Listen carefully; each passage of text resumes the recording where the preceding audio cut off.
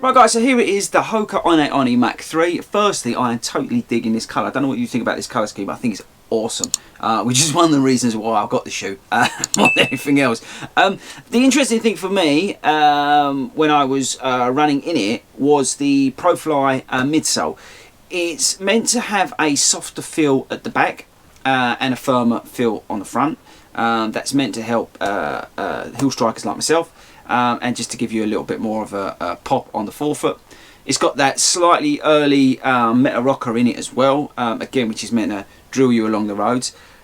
I found it slightly stiffer than I was expecting, and I actually didn't feel much responsiveness from this whole idea of this being soft, pushing you down the front and popping you along kind of thing. If I've got that right, I may have it wrong, let me know in the comments. But yeah, I was a bit confused with it. I got the technology when I was reading up about it, when I was looking at the shoe, and this is part of our Hoka series. If you've not seen it, this week we're talking about 3 different Hoka shoes to find out which one best suits me.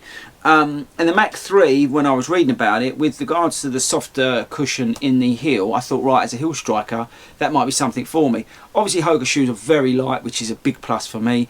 And I was looking for this shoe to come into my sort of faster, longer runs, if that makes any sense.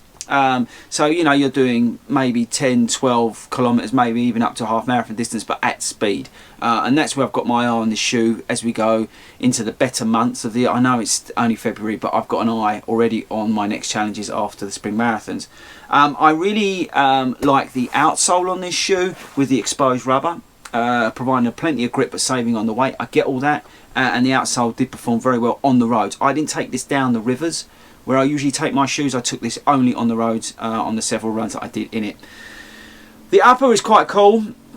It's very light, very breathable, with this jacquard new upper versus the Mach 2, and it's got a lot of structure to it, which is nice, but it doesn't feel too stiff, which is great. It's got a booty kind of tongue, not the where is it?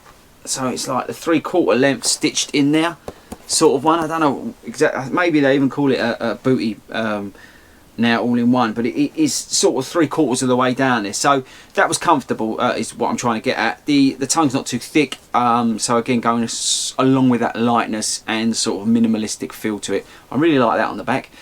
Around the heel area, there's enough cushioning in there, which is great from Hoka, but not too much. Again, trying to save weight, which I really dig.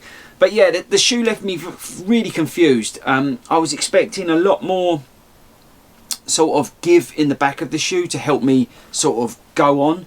So this would take more of the sort of brunt of my run and then pop me off with that. That's what I was expecting from the shoe, and it didn't give me that.